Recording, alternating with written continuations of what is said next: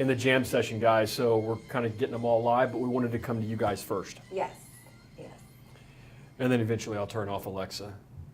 Yeah, it's my kind of my mood. There you go. I love it. My I mood, listen to that music. all day long.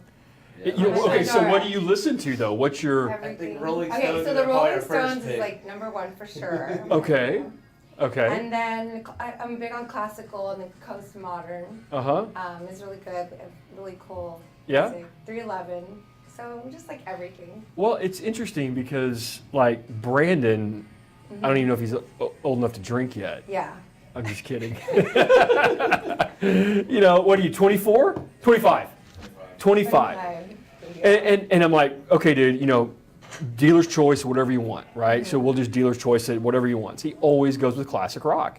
Like, this is a win-win for me. Yeah. I mean, that's when I grew up, Yeah. right? Yeah. So for a 25-year-old to roll with classic rock, I'm good with it. Good music. I was thinking he was going to put like some teeny bopper, Right. you know, give me some Taylor Swift, which I like Taylor. Yeah. I do like Taylor. I like her, but you know, not all day. I have enough carpool music Right. rolling around with my two girls, but Oh yeah. yeah. I mean, seriously, carpool music? Yep. Well, my Yeah. son's is Yep. completely different than my daughter, so it's like a completely whole nother world. Oh, really? Oh yeah. So what is he 16-year-old into? boy. Oh, 16-year-old boy. Yeah. Yeah. Okay, so what's he into? Oh, everything. I mean, he likes classic rock kind of music, but Uh-huh. he loves rap, R&B stuff. Oh, good. You know, and he's Yeah. he He jams out, appreciates so rock though, for sure. I can keep up.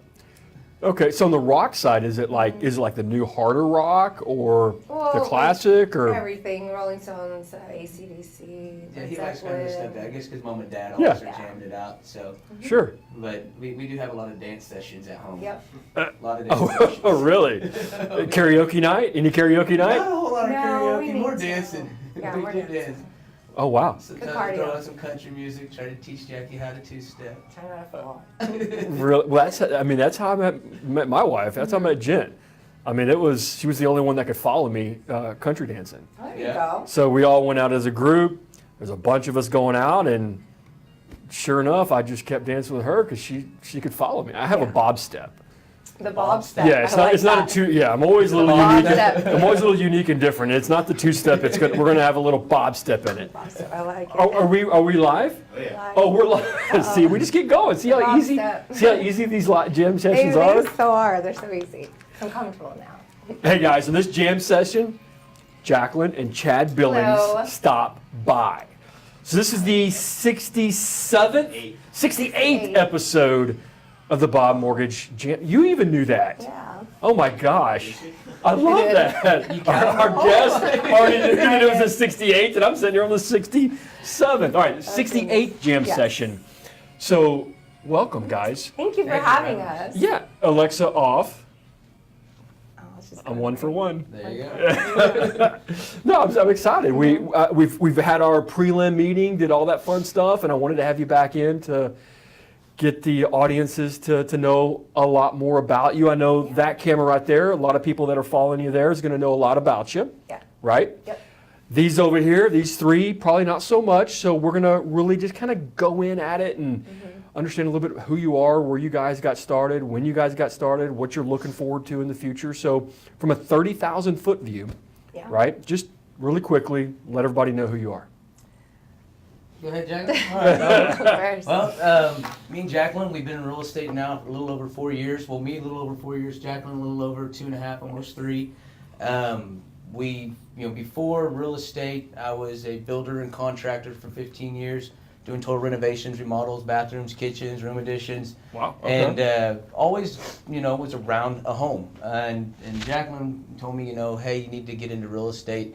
You sold everything to a home, why not just sell the whole thing? So I did, and took the test, all that good stuff, all the studying and everything. And, Yeah. and went and knocked it out and was so happy, and then jumped in and went to a couple different brokerages, and then ran into Keller Williams, and there was this certain guy there that just made me feel at home, and that there was a family there waiting for me, and so I just began with them, and then Jacqueline hopped on while I was doing that. She was the speech pathologist assistant, and I'll let you take over from there. Yeah, I was doing home health pediatric speech therapy, and after Chad got his license, I just saw how much fun he was having with real estate. Okay. I was like, I want to do that. I don't want to be, like I love working with kids. I really do. But, real estate has offered me to live a life by design, like a life I want to live my own schedule. Sure, I like to that. be available more for my children and, my family and so, and my business for sure. So I got licensed and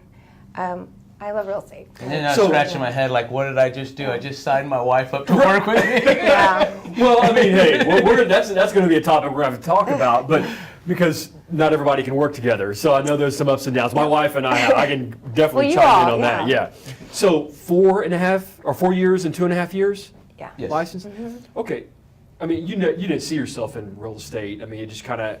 You saw it because Chad was doing what he was doing. In 2007, 2008, I had originally gone for my real estate license. Right. And obviously that was like for some, it was the best time if you're licensed already as a real estate agent to just keep up, move with that shift. It was more of a buyer's market. And so, 2008. Yeah, 2008, 2009. Well, I just, went back to school, finished my undergraduate degree, but I initially in 2007, 2008 wanted to do real estate. So real estate's always been It's always been. there We've always in the tapped back of my into mind. investing and stuff, with my parents and stuff. When I was a builder, buying some homes, fixing things up, things like that. But definitely, it's a fun. I mean, it's a lot of fun working together. It's got its ups and downs, but there's a lot of laughter and playing and that you just don't get to normally do in a workspace. To where I annoyed him yesterday so bad. It was so funny. Go crazy. How is it working with the spouse then? I mean, it will definitely test your marriage. It's great. We're having fun with it. So. I mean, I think it's a lot like when you hire team members and things like that. I mean, I'm sure you guys have said, all right, here's my role and here's your role. Yeah. Exactly what we kind of had to figure out is what our roles were and then stick with those. Well, then, and not only that, our grow. personalities, our personalities naturally. We both think we're bosses. That's the problem. Every day we switch who's the No, boss. I know. I know. You know. I'm who's still the kind of, boss. come on. Right. The trick is just being able to let her think that she made that decision while I you're always make those influencing it. I tell, well, Jen and I had to learn this with like even our kids, right? So, they always wanted to control, like, I want to tell you what I'm wearing for the day. Yeah. Like when they were younger and growing up, I want to tell you what I'm going to wear for the day. And we would always fight that. No, we're going to tell you. And then all of a sudden we got pretty smart. We just said, okay, you know what? We're going to give you 3 options and let you pick. And she was like, okay, I'll take that. I'm gonna pick the one I want. The great thing was we controlled the 3 options. Right? Yeah. So I laid out Jen laid out the 3 options. You pick which one you want, but at least we knew we were getting one of the 3 were going to be what we wanted, right? So kind of the same thing we have to do as husbands working with our wives. Try to control the 3 options, but let them make the decision. Husbands working with our wives. Well, we do stuff like coupled and things like that where, because there's a lot of people out there that, are thinking about going to work with their spouse, significant other. They're working in it and they're wondering, wow, are we the only ones experiencing these types of challenges? And, we talk a lot about that. And the reality is, it's probably one of the best things you can do. I really enjoy working with my wife. I feel that she would say the same thing. Yeah. We know we're in this together. It's a family business. We get to talk about, what we're going through every single day, and it helps us, continue to think about, our dreams and the futures and things like that, and we're working towards it. But it does come with a lot of challenges. Yeah. What would you say one thing is key? Like, I guess you said, like, figuring out that, The biggest balance? thing, no, there's no balance. I always talk about harmony because you're living in it all together, right? So the biggest thing, the single biggest thing is you have to define your role. Okay, you have to define your role, and somebody has to take ownership of that role. So, she has a particular role with the team, right? With the business, she owns that role. I get to make comments and suggestions and things like that, but I know she owns it, and then she knows that I own my role. And she absolutely does that. So the ownership of the role is probably the most important thing. The second most important thing is you got to trust. that they've owned it and they're doing what they need to do. Yeah. But then have accountability meetings so you can verify it. Accountability is Sounds So- like our normal week. Yeah, but it's a true trust It is. and Oh, it is. verify. We had a coach that really taught us that, Kat Thompson, How to do that. Keller Williams. But she really gave us and told us, here's our roles. And Jacqueline's, our marketing, media, social media, things of that sort. I'm more Right. and servicing of our clients and really getting in there to wow it and thinking of just different ways to be different in marketing than the other agents out there. And then my role was really just going there, negotiating, making sure Sure. the clients Yeah. are happy, staying in contact with them on a every other day basis. Yep. I'm really big on that. Your sphere of influence, you got to take care of them, and your past Absolutely. clients most important. So that's good. So you've defined it. I mean, I think that's the biggest thing, because if there's too much overlap, then that's when there kind of creates that tension. Well, you said you were going to do that, and back and forth. I mean, because it can happen, right? Yeah, Oh, yeah. for sure. And so you have to separate, and then you do have to trust. I mean, you have to trust that he's doing it. You have to trust that you're doing what you're doing. But then 100%. have your meetings so that each one of you can verify and hold each other accountable to what you put out there as the goal. Yes, I think for those sure. are my. And then you My got to two go good and ones. have, just drop everything and have fun. Act like you're 18 again, run around, have date night, and relax and just forget about everything a little Absolutely. bit. And I would tell you the big thing about date night is yes, you can talk business, but I don't feel that it's best to talk the daily parts of the business at date night, meaning, did you get that done for this particular Or future transaction or this? goals. Exactly. It's the future that you talk about at Right. date night if you're going to talk business. Leave the daily stuff to your accountability meetings, Yeah. to like your daily Yeah. business meetings. Totally. Date nights need to be reserved for Have future fun. and having fun Dancing. and talking and dancing. Yes. We're good at I that. love that. We're gonna have to go dance. I mean, this is like the fourth time you brought this up. Do the like I bob said, step. we We're gonna have to teach you the bob step. Everyone that knows me knows I like to dance. So is it 2 steps or is it? What kind of dancing you doing? And whatever's on, it's just the body starts moving.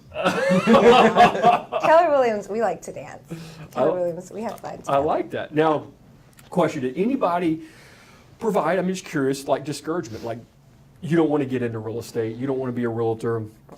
It's not going to be a good decision for you. I mean, was that ever something that happened? Oh yeah, Yeah. a family Okay. member once told me that, and I was like, all right, well, I'm just gonna go for it. And Yeah, it's not an easy business to Interesting. start up and Yeah. get into. I mean, Yeah. one, you got to You have go to be and bold. study, then you got to pass 2 Be very tests. bold.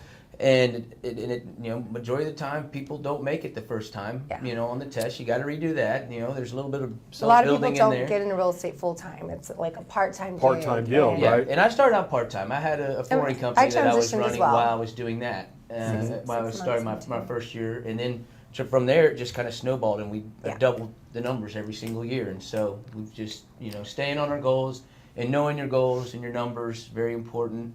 We write them out every week and add on to them, so we know exactly where we're at every week. Very important to know and Yeah. to write it down. I have like people that come to me and say, hey, I'm thinking about getting into like real estate or getting into lending or whatever, but I only want to do it as like a side hustle, like part time. Yeah. And I do ask questions like, okay, what's the ultimate goal? Are you going to transition out of it being a side hustle, part-time type deal into something full-time? Because I don't believe you can do it part-time. I don't believe it's like being half pregnant. Yeah, I want to Well, be. and that's the thing. You can't. You It's you are you or are, you you're are. not, right? Right? There's no And in-between. I mean, it's an what I option. feel, right? You can't be half pregnant at this. So if you're going to be great at what you do, I do, especially in an industries that we're in that is so difficult. It takes a lot of time. It takes a big commitment to have a significant impact in other people's lives. You can't do it part time.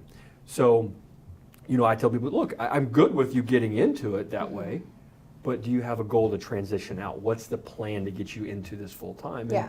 the ones that I think do, obviously We're you both had your own full-time. business, but you've been Yep, self-employed and full-time. entrepreneur. You transitioned and have obviously built this very successful business. So was it the mindset? You just said, look, I get all this discouragement. I don't care. I'm pressing forward because Yeah. you believed that it was the right decision for the family. Yep. Yeah, I It think was. it definitely, and it fits us well. And then again, where Jackie said, life by design, we get Yeah. to design our lives. I mean, yeah, we work hard, we get up early, we sometimes work really late. We go on but we have the Facebook luxury Live. sometimes Yeah. to, we're able to Yeah. go pick up our kids from school and go to their sports activities, and we get to go run together around the streets downtown McKinney, and it's, something that's just unique that not everybody gets to do. It's that Sure. same day in, day out. It's like Groundhog Day. I don't want a Groundhog Day. Yeah. I want something that I can choose and differ every day. What's the driving factor that just continues to get you up to do what you're doing? For me, Jacqueline, You have to work, you don't get paid. So that's basically, one of them. If you don't work, you don't get paid. But I think Absolutely. it's a lot of just the ambition of Helping having your others own as well. business and helping other people and Giving growing back. yourself and growing your business Yeah. is something that I've always just being in business for myself for so many years. Right. If you don't do it, you ain't gonna get it. Right. Yeah. So you got to if- work for it. Well, Gotta and make so calls. right. So for those that are thinking about getting into real estate, right? Let's say that people out there may be thinking about it. What would be one or two or three things, characteristics that they really need to have that to make them, to give them a shot at being successful at it, right? Can't be shy. You got to know a lot of, and you need to You have to be bold. You have Yeah. to have accountability for yourself. You like have to to talk goal to people. set. Yeah, mastermind, and not be afraid to ask for help. Like if you want to shadow somebody, an agent, mega agent, or just anybody to learn more. And also, I would say get with your vendors, like your lenders for sure, your title reps, and everyone's out to help each other. So it's a good business. Definitely get into. So being bold, you got to Sure. be. I agree. You got to be bold. Yep. You got to be. You got to have. You can't be shy. No. I mean, just like you said. I mean, you got to be willing to have a job. conversations. I mean, Yeah. this is a big. These industries are all about communication. Can't be behind the scenes or wallflower. Sitting back in the corner and not want to talk to you about it. You got to get out there and talk. Yes. Right. Or if you sit in the back, just talk really loud. So in the real estate world right now, what are we seeing? I mean, what's the now you guys you service a lot of areas. I mean, you're primarily like McKinney, right? Collin County. Collin County surrounding Yeah. Fort Worth, we're Okay. everywhere. We're pretty So- much We're everywhere. so- Dallas, yeah. Right. So your knowledge, your marketplace. I mean, you can pretty much go in any county because you have obviously the technology to help you get there, to drive in from the analytical standpoint, to find out what the best places are, marketing wise, market pricing, all that kind of stuff. So. What are we seeing in the market right now? I mean, what's happening? I know we talk about market shifts and things like that. Give it to me from your perspective. We're in a shift, folks. There's no doubt about it. It's now a buyer's market. There's tons of inventory out there. Buyers aren't having to give an arm and a leg to buy a house anymore. Okay. They do have to get a mortgage, and Well, yeah. they need to be pre-approved before you go and Yeah. show them houses. Yes. Yes. Okay, well, so you don't want to show them 12 homes before they actually then start thinking about financing? No, Right. it doesn't work really well. Or talk to lenders. You don't buy a car, right before you're trying to get a house either. Right. The basics, Well, yeah, the yeah. basics too. But it is, the market has changed. Last year, the year before, probably the best time to sell your house to get the most out of it. But it doesn't mean that it's a bad market. It's still a phenomenal market. We don't have the 3% interest rates anymore, but there's still great lows. 4s and 5s are still great compared to what we've seen in the past. Past, for Yeah, sure. like- So still, and still you can sell your house for so much than what you bought it for, that's for sure. If you bought it 5-4 years ago and beyond. So we're definitely seeing, you feel like we're seeing it out there with inventory, we're shifting from a seller to a buyer's market. For sure. Are homes, is there a particular price point of home that's staying on the market longer? I know just recently I was looking in McKinney, just for instance, there was a little over 1,000 homes on the market. Wow. A little over 400 of them were between the $300,000 and $400,000 range. Okay. And just about every single one of those had dropped their prices. And so, that's a big chunk of that percentage there. So you see a lot of that. There's not a whole lot of your $200,000, $250,000 homes and below in Collin County Right. that are for sale like there was before. There's maybe a couple dozen, if that. Where a few years back, I mean, that's where you were seeing a lot of those multiple offers and things of that Right. sort, and you don't see that very much at all anymore. We're seeing, pricing wise, that $350,000 home, the sellers would sometimes price that at about 360 or 375 because they felt that either from competition standpoint, it's going to go up that high. And then the buyer, if it didn't appraise, the buyer would be willing to pay that delta in cash. You're not seeing that now, are you? No. You're seeing the offer closer to the 350 mark on homes, right? Yeah, you're seeing most houses right now. You're seeing them go on. They're more days on market. You know, 3 to 4 months, and price dropping. I mean, we're so used to price dropping. You know, and it's one of those things where you kind of prep your client for that. You know, every 2 weeks or 3 weeks, if we're not getting 12 showings and we haven't gotten an offer yet, there's a problem. Right. Price is too high. Now, your client's always the boss, right? Sure. You're going to price the house, but you're also there to do what's in their best interest in pricing it at its best spot so that it sells quick and fast, depending on what they need, right? Right. Yeah. And, you know, some What of the them they need a motivation lease back, is. and maybe they need the house to you know go out a little longer, and you know, so that's, you know, every situation is different than the next. But yes, definitely a big change, and one of those things where, you know, from some of the statistics that we've seen is that 70% of agents out there, well, 70% of agents, you know, sell about 7-8 houses a year. A year, yeah. So, and that's a lot of it is that part-time, which you were talking about. It's the other 30% that are in it full-time that are selling 25, 35, 45, 100, 200 homes a year on these bigger teams. I mean, I'd even say 7 and 8 is probably on the top end. I mean, of that 70%, I think realistically they could be 4 to 6. You know, right. In that number versus the 7 I was and 8. being But nice. Yeah, I know. But with that So- 70% though, is that 70% of agents right now hadn't seen what this shift is doing. like. They weren't here back before 2008 and 9. We're experiencing the same thing. I mean, you know, even within our industry. I mean, the originators that, you know, had been focused on one particular thing, let's say like refis, right? They'd been in it because they did refis and they were just order takers, right? All that had been changing and moving away as rates continued to inch up. And now they have to go figure out how to get the business, and they're not good at that, and that's why we're starting to see people exit our industry. So when it comes to like home buyers, how many homes does a buyer typically look at before they actually say, I want to put a contract on a home? Well, our most recent clients, what would you say about? It differs, you know. Sometimes, a lot of the time, really, it's getting in and not just, you know, Depends on signing the client too. If it's an investor compared to. Well, Right. yeah. Okay. For sure. But on average, I would say, you know, it gets down to just, if you just, you know, throw a real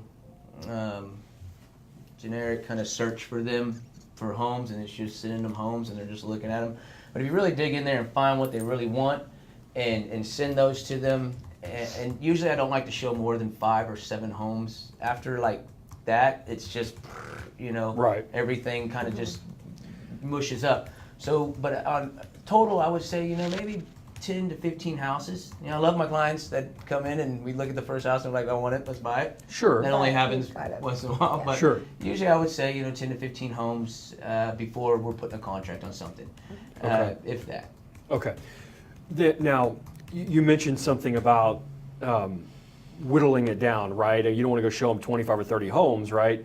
So I'm assuming there's some type of buyer consultation meeting where you're asking. So kind of give me, that's an important piece, guys, because you know, somebody may just say, hey, let's go look at a bunch of homes, and you know, they would get frustrated because they're not seeing exactly what they're looking for. But I think that speaks to the agent more than the buyer, because if agents aren't asking like the right questions up front, then they're doing a disservice to the client. Would you agree with that? Oh yeah, Jack is really good at that. Really keen in on small little things, whether it's, you know, search criteria, the kitchen, you know, little things to big things, locations to what they like, where, why they're moving there, why they want to, you know, if they have kids or not, how important schools are. Parks.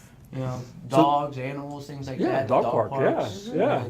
No cat parks. We dog parks. I haven't seen a cat park. For kitty cats. So you go through that. That's an important part of y'all's. Very much so. Okay, Yes, good. Yeah, we set down our expectations of our clients as well as the expectations, you know, that Yeah, they we should tell them expect this is from what we us. expect from y'all. This is what you gotta expect from us, Your and that role, goes on my both role. listing sides and So sellers and buyers. what's something that you expect of your clients? Like, you know, what they should be able to get from you, but what's important for them to do for you guys to make it successful experience for them? I think seller-wise, I would say keeping your house clean. Showing the house. Right. If someone wants to look at the house. Yeah, not unless not you're to sitting turn down away eating dinner or something like showings. that. It's a different story. But if people are out there and they want to see your home and we're listing it, you need to show it. Of course, but at the same time, also just listening to some of those things that we've told prior to before listing the property, like, hey, if we haven't seen the kind of activity that we want on the house, then we need to drop the price, things of that sort. Yeah. And then to I don't know, Jack, what else did you say? I guess just really sitting down with them to understand their lifestyle, what kind of a house they like, what they are looking for in a house. This way, what we can just narrow down a couple or a few of those houses and just show it to them and really not waste their time as well. Nobody likes to looky-loo. Yeah, I can tell. As soon as you walk into a house, and I'll tell my clients, as soon as I see you in a house, and if you're not like this, you can tell a lot on why are we even looking at it anymore? Right, if they're just kind of like, Let's go to the next one. Communication is key. No time to beat up a house we don't like. I always talk about fishing like that, man. If I gotta throw my I don't fish a lot. My whatever it is, bait or whatever in the water a couple times, and it hits the top and nothing comes up. I'm like, let's go find another place to fish. I'm not sitting here I don't have the patience for that. If you're walking in a house and you're like, no, let's get out. Right. There's no point looking at the whole thing. Move on to the next one. So let's talk about for those that are out there thinking about buying, like 3 or 4 things that are really important that they need to think about, like tips, right, before they make an offer on buying a home. What are some things that they need to really think through, they need to do before they really get out there to buy a home? I always think when you're looking to buy, I always think you have to think of resale as well. That's always key. Like, okay, well, if I buy this house, sit on it a couple of years, get some equity in it. There's future development coming to this area. Sure. I always ask those questions. I tell them, I say, look at it as a perspective as investment. Have memories, but an investment, where 8, 10 years, 5 years from now, you can sell it and, have a great property on your hands and not have to work to sell it. It sells itself. That would be a good one. And then definitely deciding whether you want a new build or pre-owned. Okay. Because the warranties and those kind of things, builders have dropped their prices tremendously now. And so there's really some good buys out there with new builds, for sure. I think obviously getting pre-approved, and if not, making sure that you've got your credit amped up. Even if it's good, amp it up even more. Get in front of the right people to take care of you on that. Yeah. Of course, don't buy anything expensive prior to, and really just kind of figure out where you want to be. Yeah. Location. I definitely agree. I think, for a buyer, for me, I think one of the most important things is understanding how much they can afford, right? So that is kind of the process, hey, great, you want to go look at a house, let's make sure that you're right, you want to purchase the price of home that you're thinking about buying, right? Because they may be thinking, and because they look online, oh, I love this $450,000 home, but then when they really start to see how much it takes for payment-wise or out-of-pocket expense, they're like, well, maybe we need to adjust down to $350,000. Even though they can afford it income-wise, lifestyle-wise, they just don't want to pay for it, right? So I think understanding that is really important. How important is like acting fast, right? So like, let's say time is of the essence, right? Okay, yeah. So let's say they find a home. They found that you showed them 7 homes. They're like, oh my gosh, this home, I love it. That's game time.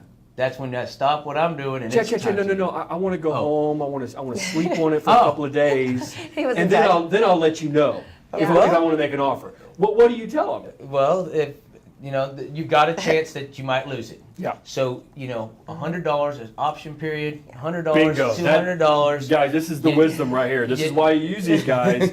This is great advice. Let's lock it up. Then you think about it. That's what that time. That's what it's called option period for. Yeah. To make that option of whether you want to buy it or not. So guys, just kind of going a little bit more detail on that. When you find the perfect home, like oh my God, this is it. okay, you get to write a contract. You can write a contract. So if you write it right then, right? Write that contract then, and you have two things that you're going to pay, right? You have an option fee and an earnest money fee that you pay, right? Correct. Now, the option fee is, let's say it's $100 for how many days? You average is usually about 7. Okay, so for $100, it buys you 7 days to back out of this contract for any reason and get your earnest money back. Correct. Right? Yep. So you pay $100 because you want to sleep on it, right? And you want to do inspections or whatever, but you're under contract. You get it accepted.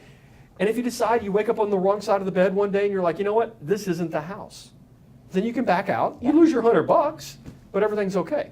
Right? That's why acting fast is important. I've seen too many people say they want to sleep on it, they want to do other things right, and then next thing you know, the house is gone. Sure enough. Right? I mean, I've had the contract all ready to go. We're going to sleep on it. I mean, it's sitting there waiting in their email for them. All they got to do is sign it. I can send it off. Sure enough, it gets snagged up. How important is like a solid offer? So the house is $350, and you're like, I want to go in at $300.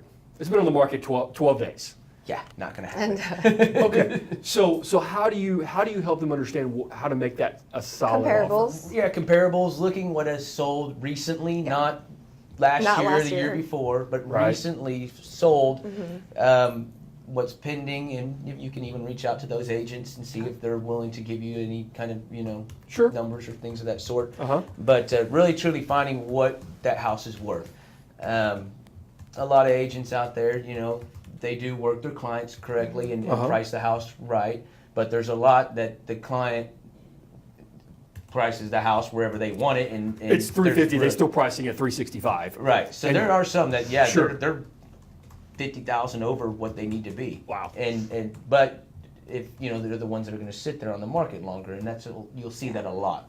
Okay. But most definitely, it's really just doing comparables, like Jacqueline said. It's just comparing what's out there next to it, within a mile radius, 3-mile radius, some of that sort, and seeing if that's so it makes sense to your client. And then So you're also- taking those analytics, you're putting them down and saying, hey, this house at $350, based on what we're seeing homes sold in the last 6 months or something like that, right? Yeah. Based on the homes that have sold in the last 6 months that are just like this home, this house is actually a $345 house. Right. That's the offer that I would suggest you make, right? I mean, is that kind of the conversation you're going to have with people? Yeah, Okay. and if we see that they've been dropping their prices, Yep. you can kind of work with it. They're willing to drop their price once. They're probably willing to drop it again. Right. Well, and the other side is, okay, let's say they're at 345, or let's say the house is 350. Your comparable say 345. The buyer says, you know what, I'm making an offer at 340. Do Okay. it, and you kind of counter. Okay. So the other thing is you got to be prepared to negotiate. Yeah. We can go in at that 340 just from a preparation standpoint. They need to understand that, okay, you're going to go in at 340, but you may have to negotiate back up to 345. And there are other things that you guys save them money on, right? Just not on price, but like what? What's a big part? Title policy and closing costs, things of that sort. Inspections, right? I mean, stuff like, Yeah, all that kind of surveys. plays into it. Yeah. Oh yeah. And before. Buyers were having to give everything, like, Sure. I'll pay Yeah. for everything. Am I right? Now it's a little different story. You can kind of, I guess They have a minute to breathe It's- and it's switched definitely, for sure. For sure. Yeah. on that side of stuff. Yeah, I think, yeah, I mean, it's important. I mean, I think that they just, in general, guys, as a buyer, I mean, you got to know what you're looking to buy or what price points you can qualify for. Don't sit on it. If you want it, make an offer. Use the option fee, just like you said, as a perfect statement. Use that option fee to bail out if you don't want it. It only costs you, call it $100, right? But you got to make a good offer, and you got to be willing to negotiate. I mean, you can't go in firm and just not be willing to move back and forth. You may have to give up $2,000 in sales price, but then you're going to be able to negotiate, because your skills negotiate something on the repairs. Right, that saves them more money than the $2,000 on the price Yes. that they may not know about if they were trying to do this on their own. And it goes both ways. On the sales, on the listing side of it too, is looking out for what's in the best interest of your client and selling their house. People will come in and say, "Hey, I want $7,000 worth of stuff repaired or towards concessions," and no, no. Right. Just flat out no. Yeah. But again, with my buyers too, it's always a no unless you ask too. Sure. So it goes both ways. But whether you're having to be firm or negotiate, things of those sort, definitely is a big part of real estate, and that's the part that I like a lot. That's where I get on the phone and I'll be standing outside pacing back and forth. I mean, Negotiating, right? my negotiating walk. Well, okay, so, and I read a stat on this. I just kind of want to get some of your feedback because I know what we do, but there's a large percentage. I mean, whatever the stat was, like 1 out of 5 or something like that, 1 out of 4 first-time home buyers can buy. They just don't really know that they can buy. Yeah, for sure. Why do you feel that is? Because they're not educated on, the process, the standards that are needed to get you ready, like your credit and what they can afford. Right. I always like to have that conversation with the client, especially leases. Like right now, we're getting tons of leases, and real estate agents do show properties that are leases. That are leases, for sure. right, yep. Somebody told me that the other day. I was like, no, real estate agents work with leases as well. Oh yeah. But I think growing just, them from a lease into getting them ready year, in a year, getting to them become into a the right first-time people homeowner to get their credit and get Absolutely. things saved up. Yeah. We've done it tons of times. Working on 2 Couple clients right now clients, that we've got them set up with Sean Lane out of McKinney with credit repair and FRS. FRS, and that way they can actually be a home buyer, homeowner, and their money's now working for them for instead them, of just as in, feeding someone else's So the philosophy is Getting the that same. equity. account. You never tell somebody no, you just tell them not now. Not now. And so let's figure out how to get you into something today and then Yep. get you into what you ultimately want tomorrow, right? Long term. And so getting them into a lease Yep. gets them into a home, gets them understanding a little bit about what home life, neighborhood living, all that kind of stuff is, which is different than apartments, guys, for sure. Yeah. Oh yeah. And then giving them a path, Yeah. right, to work on the things that they need to work on, whether that's credit or it's just income or it's just assets, right? Yes. I mean, there's 4 things that go into approving a loan. And I call them 4 C's of underwriting: collateral, credit, cash, and capacity.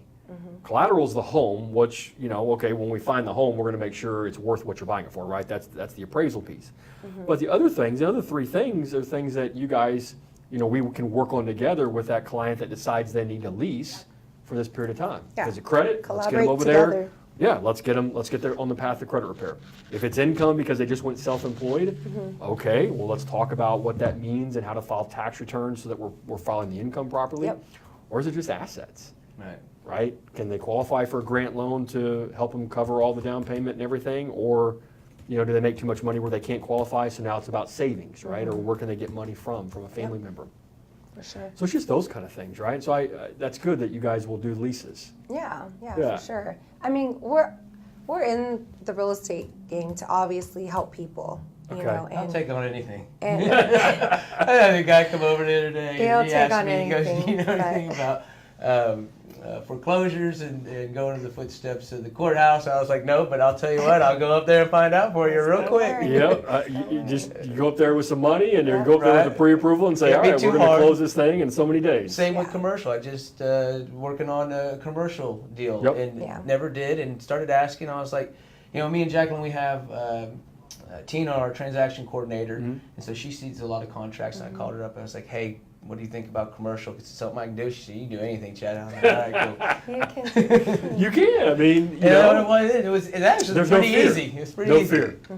Well, I think where you're also headed with this is that, they don't have the education, Yeah. which then it's on us. To It educate becomes our them, for responsibility sure. It is. to It's educate. every real estate Yep. agent's duty to educate their client. And if they're not being educated, you need to find yourself another real estate agent, preferably me. Right. So from a marketing standpoint, then I see you guys doing some Yeah, marketing. yeah. What do you feel that is the best way to get to your audience to let them know it's not that difficult Since to, Jackie to owns buy? that part, I'll let her.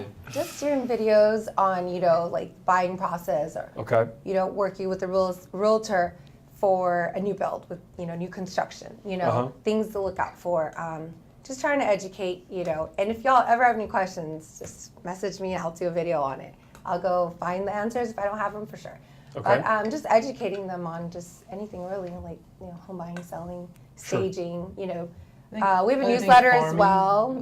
Farming and taking care of your sphere. Sphere of influence is really big. If you want to survive this market that we're going into this shift, and I would definitely say some of the other numbers that we've seen is that 80% of your business is your sphere of influence. So really take care of them, past clients, but at the same time keeping your farming together, staying into those communities, helping them, giving out a contribution.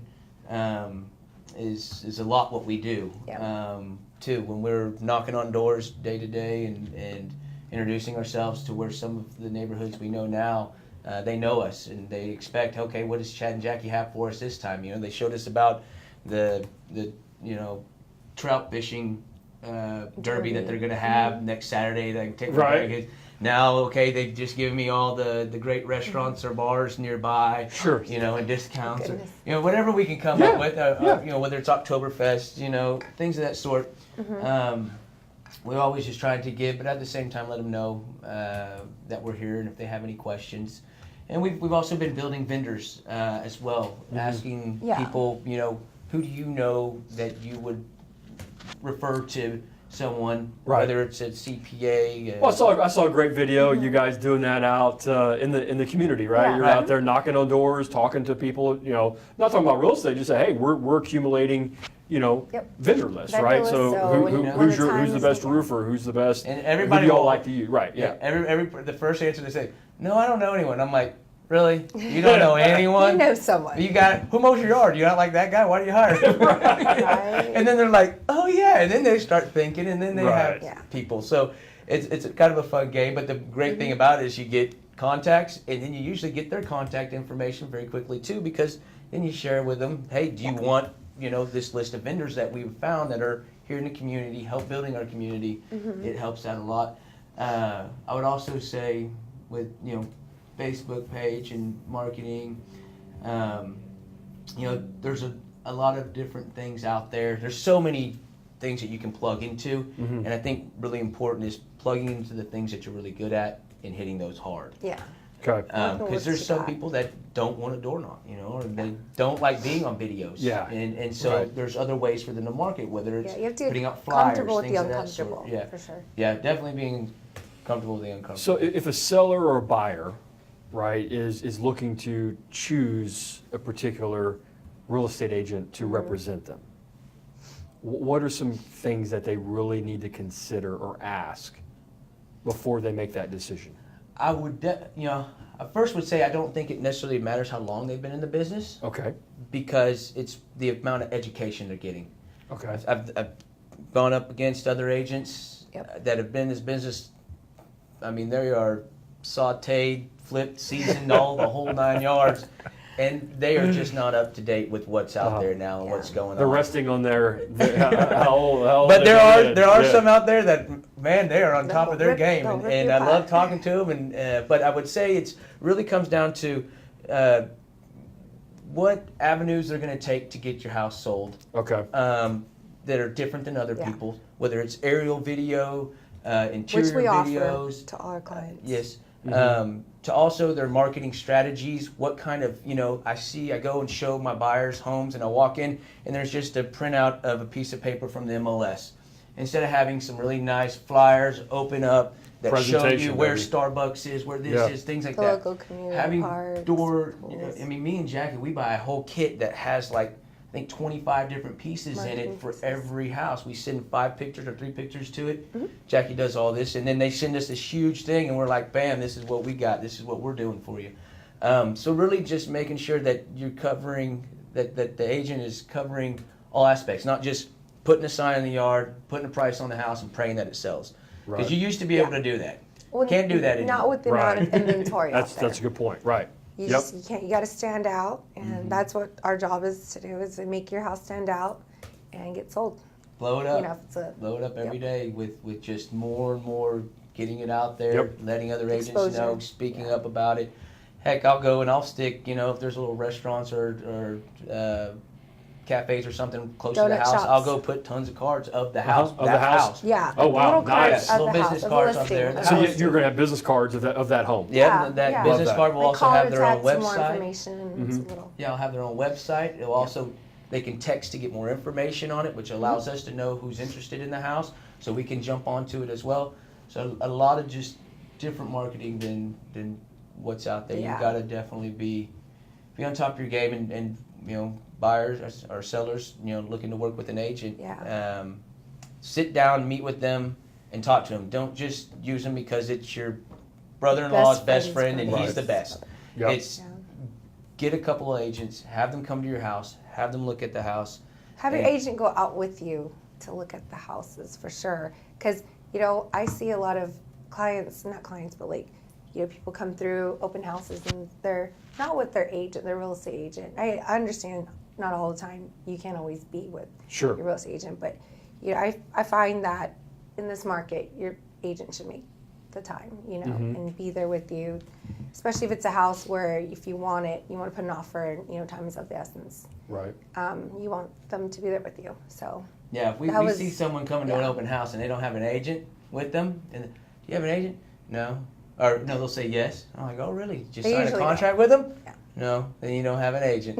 Let me show you what I can do. Right. Yep. Now, how many homes sell at an open house? Funny enough, it's a small percentage, but Okay. last year, or this year, Jackie's really proud of this number. We've actually had 4 deals closed through open houses. yes, 3 of them through us, and then 1 for another. Chad and I another- hosting the open house. That buyer came through And bought that house. Put the offer. That's great. Unfortunately, we found didn't out- represent the buyer. We Well, only the listing. But I get it, but It's I mean good. that's good. I mean, I'll I'm tell you doing my that's job good. at the end of the day. It is I feel it's a really small percentage. it's a very small. It's It's small like percentage. 1%. Right. But what Okay. I figured out though is Yeah. when people come in there and they don't have their agent with them, Uh-huh. or maybe they do have an agent or they just don't have their agent with them. So guess what? That agent, a buyer's agent's there to sell the house. Right? Sure. Sell their client that house. Is it good enough for you? Yes, though. So if their agent's not with them, it's my turn to try to sell them So the house, right? Yeah. And so it really allows me to just, I've turned into I've kind of switched because a lot of agents will be like, oh, you have an agent? Okay, never mind, go look at the house, whatever. Right. And I was like, you know what, and we've come to find out is by even doing that too, we've had other people that we've done business with that they've had an agent and we worked deals against them. Yep. They've turned around and left their agent and came to us. Yeah. Because they saw what we've done and what we do to care about. That value, that extra value that we've 1% given. value that you gave to them. Yeah, I went out and one guy, he came through one of our open houses and I ran out to my car, got the tape measure, and I was like, hey, let's see how your couch is going to fit in here. Is this big? Yeah, I mean, right. he was digging it, and sure enough, he didn't get he put in an offer that night for over list price, but he ended up not getting the deal. We had a couple other ones come through too. Right. But, Well, it's the 1%. I mean, Yeah. it's the 1% I think that matters. I mean, everybody wants to, they talk about customer satisfaction, right? Having satisfied clients. I think that's like the path to bankruptcy or failure. Yeah. I mean, you cannot do that in this industry. You have to deliver exactly that and then give plus 1%. Yeah. So that you can exceed expectations. Where that guy's like, "Wow, man, thanks Yep. a lot. Measure and make my couches there. All right, can I use you as an agent? Yeah. Yes, of course you can." Now you guys are looking to grow as well, Oh, yeah. right? So you're a team looking to grow. What are you guys looking for? I think what one of our goals for 2019, right now it's obviously me and Jacqueline. We have our transaction coordinator.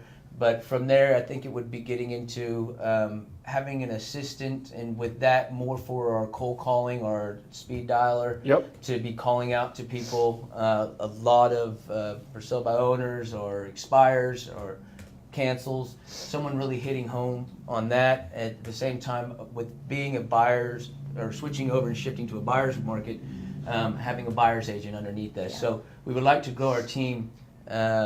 Definitely. So if you're out there and you're an agent, you're interested, just give me a Right. call and I'll. You're Yep. out there. Well, Yeah. let's throw some digits out there. So how do they get a hold of you? Give me a digit, give me Oh. websites, Jackie all loves that this stuff. part. You go, girl. You can call me. All right, my number 214-263-9802. One more time. Or you can call Chad. Chad, go. He 214 loves that part. 263 4922. And again, Jackie's is 214 263 9802. Call me. Where's my phone?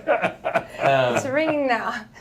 But no, definitely want to grow our team. Yes, for sure. One of the things that I I guess with my businesses before this I wasn't just a one-man army. I had a team, and I built. And when someone didn't work out, you had to let them go. But I had to find someone that was going to help grow my team. Sure. And I think we're at the point, me and Jacqueline, where we're at those numbers and wanting to double our numbers. We can't do that just me and her. We can't do 60, 70, 80 deals just with ourselves. That would be chaos. Although I like chaos, but it's a lifestyle deal. It's leverage. Yeah. It's all about leverage. Growing your leveraging team it to as where well. we're able to still have that life by design, but at the same time, have people working and then helping them grow into greater agents. If someone comes works for me, I want to teach them so that they can go out and do their thing one day. That's a great statement, guys. So, I mean, a lot of people will build a team to try to do it just for themselves, and that's the wrong leadership to go up underneath it. You have to really look at the people that make those kind of statements, which is, I want to make sure that I'm impacting their life and helping them reach their goal, because that's ultimately what it is. You're going to win because of it, but it can't be the only focus you're putting on. You're putting the focus on how can I help them reach their goal, which in turn helps you reach your bigger team. And I'm goal. big on that. Like, the new year's going to come back. 2019 is around the corner. It is. And it is. I'm big on goal setting. So if anyone, We've already been working on those big time. Personal goals to our 2019 business goals and business plan. So I'm here to help anybody who has a goal to attain. All about accountability and just helping others helping them reach get their there. goals. Yeah, let's see how we can help each other. I love it. Those goals. So I love it, guys. I mean, hey, see this that was an hour. it was. I mean, that flew by, didn't it? Yes. See how easy this is? I'm No, I mean, it is. I'm kidding. Our confidence levels, when we get in the car, oh my gosh, No. spraying me out the window like, No. yes, my hair's No. crazy. You're so silly. Hey guys, Facebook Live is a little bit different Yes, than it is. doing It's lots of fun. doing an edited video. And I know you guys do a lot of videos, which I love and I watch, and I think you guys are on the right track. Love to kind of continue to see you guys do more micro content, pushing out a lot of 1 minute, 2 minute, 3 minute videos to help educate people. I think that's the biggest thing missing with most. Yes. I would say 99% of the agents that are out there, 99.5%, is they don't fully embrace like micro type stuff. Doing things like that I think is really important, because we can then educate more of these home buyers. Yes. They don't understand. They know they can, or they can buy. They just don't know they can buy. Yeah. And it's just on us. I mean, I think that's our job, because Yes. mainstream media is not the answer. No. It's not the answer to local communities. Hometown McKinney, like local Garland. I mean, it's not that mainstream media doesn't have a place there in our industry. So it's up to us to be able to do it. So I love what you guys are doing. Keep doing more of it. Thank you. I gotta give a shout out to Keller Williams 86, Yes. our office.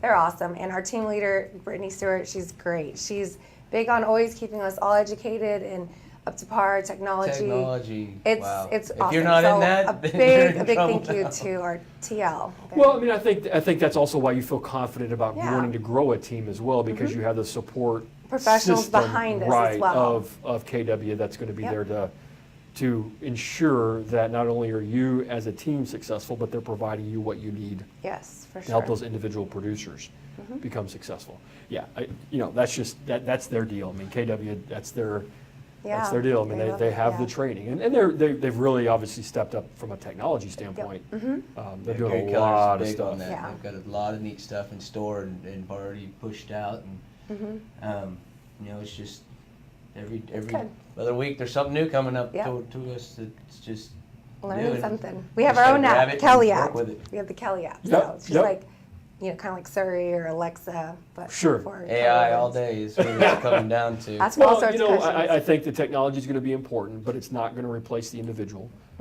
I believe, and I'm fully embracing technology in my business, and I just use it to enhance the experience for the buyer. Right. But ultimately, they still want the individual touch. They want the personal expertise and that personal experience. But you have to embrace technology, or else you will be left behind. Left behind for sure. So embrace that technology. Awesome. Well, guys, look, I certainly appreciate you guys hanging around, listening to the thank you 68th guys. episode of the Bob Mortgage Jam session. Thank you guys so much Thank for, you Thank you for stopping having by. us. For sure. Guys, hopefully Thank you. we rocked it. Give us some thumbs up Thumbs if up, we did, thumbs up, please. like our page. Let me know if I Billings didn't. Group. It wasn't them, it was me. I'll do better, I promise. So if I didn't, let me know. But other than that, guys, just have an awesome day, and please go make somebody else's day even better. Take care. Yes. Definitely. Bye.